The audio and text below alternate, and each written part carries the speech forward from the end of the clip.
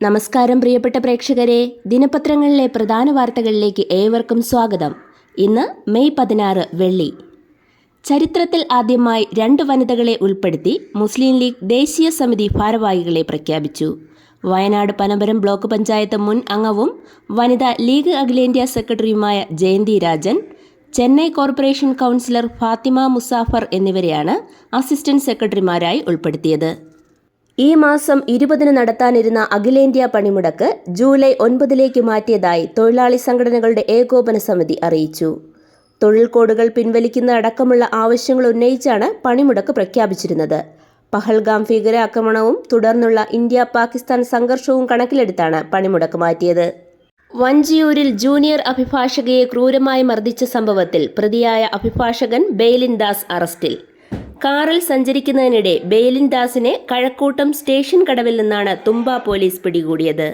Sessions കോടതിയിൽ Beilin Das ഇന്നലെ ഉച്ചയ്ക്ക് മുൻകൂർ ജാമ്യാപേക്ഷ നൽകിയിരുന്നു. തലസ്ഥാനത്തെ സ്മാർട്ട് റോഡുകൾ ഇന്ന് മുഖ്യമന്ത്രി പിണറായി വിജയൻ നാടിന് സമർപ്പിക്കും. 12 പ്രധാന റോഡുകളാണ് സ്മാർട്ട് നിലവാരത്തിൽ പുനർനിർമ്മിച്ചത്.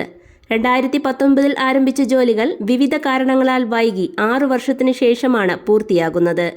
180 കോടി രൂപ ചെലവിൽ 21.34 കിലോമീറ്റർ റോഡാണ് പൂർത്തിയായത്. ആൽത്തറ ചെണ്ടിട്ട റോഡിൽ 3 കിലോമീറ്റർ പ്രത്യേകം അടയാളപ്പെടുത്തിയ സൈക്കിൾ ട്രാക്കാണ് പ്രത്യേകത. കുടുംബശ്രീയുടെ 27ാം വാർഷികാഘോഷം നാളെ 3 ടാഗോർ തിയേറ്ററിൽ മുഖ്യമന്ത്രി പിണറായി വിജയൻ ഉദ്ഘാടനം ചെയ്യും. കിഫ്ബി ധനസഹായത്തോടെ 185.25 കോടി ചെലവിൽ നടപ്പാക്കാൻ നിശ്ചയിച്ച ആക്കുളം കായൽ പുനരുജ്ജീവന പദ്ധതിയുടെ ആദ്യഘട്ടത്തിന്റെ കരാർ റദ്ദാക്കി. കരാർ നേടിയ കമ്പനിക്ക് സാങ്കേതിക വൈദഗ്ധ്യമില്ലെന്ന് ടൂറിസം ഡയറക്ടറുടെ റിപ്പോർട്ട് ലഭിച്ച് 2 വർഷം കാത്തിരുന്ന ശേഷമാണ് ടൂറിസം വകുപ്പിന്റെ നടപടി. പുതിയ കമ്പനിയെ കണ്ടെത്താൻ റീടെൻഡർ വിളിക്കും. മുൻഗണനാ വിഭാഗങ്ങളിലെ മഞ്ഞ, പിങ്ക് റേഷൻ കാർഡ് ഗുണഭോക്താക്കളുടെ മസ്റ്ററിംഗ് ജൂൺ 10 അവസാനിപ്പിക്കാൻ ഭക്ഷ്യ പൊതുവിതരണ വകുപ്പ് തീരുമാനിച്ചു. ഇന്നലെ വരെയായിരുന്നു സമയം നൽകിയിരുന്നത്. ഇ-പേയ്സ് യന്ത്രം, ഐറിസ് സ്കാനർ, ഫേസ് ആപ്പ് എന്നീ സംവിധാനങ്ങൾ ഉപയോഗിച്ചിട്ടും മസ്റ്ററിംഗ് പൂർത്തിയാക്കാൻ കഴിയാത്ത ഗുണഭോക്താക്കളുടെ വിവരങ്ങൾ ഈ മാസം 31-നകം നൽകാൻ ജില്ലാ സപ്ലൈ ഓഫീസർമാർക്ക് നിർദ്ദേശം നൽകി.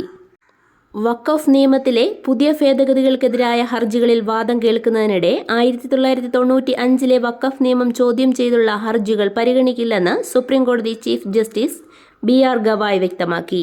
1995 വഖഫ് നിയമത്തിലെ വ്യവസ്ഥകൾ മരവിപ്പിക്കണമെന്നാവശ്യപ്പെട്ടുള്ള ഹർജികളാണിവ.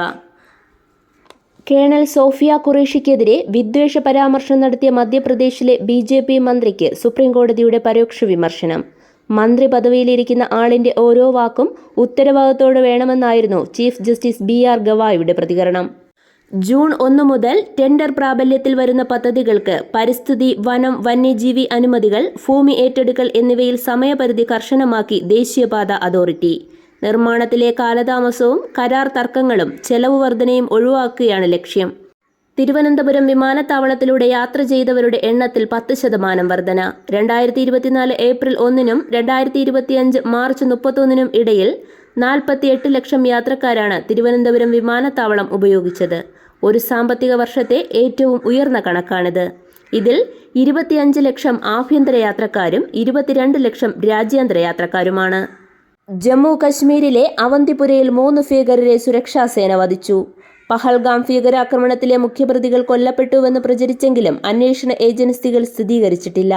ലഷ്കർ-എ തായ്ബയുടെ ഭാഗമായ ആസിഫ് മുഹമ്മദാണ് പഹൽഗാം ഭീകരാക്രമണത്തിനു പിന്നിൽ.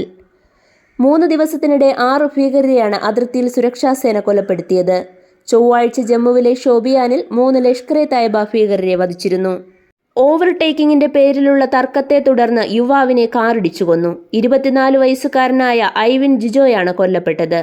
കൊച്ചി വിമാനത്താവളത്തിന്റെ സുരക്ഷാ ചുമതലയുള്ള CISF SI Vinay Kumar, constable Mohankumar എന്നിവരെ പോലീസ് കസ്റ്റഡിയിലെടുത്തു. ഇരുവർക്കുമെതിരെ കൊലക്കുറ്റം ചുമത്തിയ പോലീസ് മോഹൻകുമാറിന്റെ അറസ്റ്റ് രേഖപ്പെടുത്തി. ഇന്ത്യയിൽ ആപ്പിൾ നിർമ്മാണ യൂണിറ്റ് ആരംഭിക്കുന്നതിൽ അതൃപ്തി വ്യക്തമാക്കി US പ്രസിഡന്റ് ഡൊണാൾഡ് ട്രംപ്. ഇന്ത്യയിൽ മുതൽ മുടക്കരുതെന്ന് ആപ്പിൾ CEO ടീം കുക്കിനോട് ആവശ്യപ്പെട്ടതായി ട്രംപ് പറഞ്ഞു. ഐഫോൺ നിർമ്മാണ യൂണിറ്റ് ഖത്തറിൽ ആരംഭിക്കുന്നതിനോടാണ് അമേരിക്കയ്ക്ക് താൽപ്പര്യമെന്നും കമ്പനി എക്സിക്യൂട്ടീവുകളുമായി നടത്തിയ കൂടിക്കാഴ്ചയിൽ വ്യക്തമാക്കി. ഇടവേളയ്ക്ക് ശേഷം IPL 2020 ക്രിക്കറ്റ് നാളെ മുതൽ. ഇതോടെ ഇന്നത്തെ ദിനപത്രങ്ങളിലെ പ്രധാന വാർത്തകൾ സമാപിക്കുന്നു. നന്ദി, നമസ്കാരം.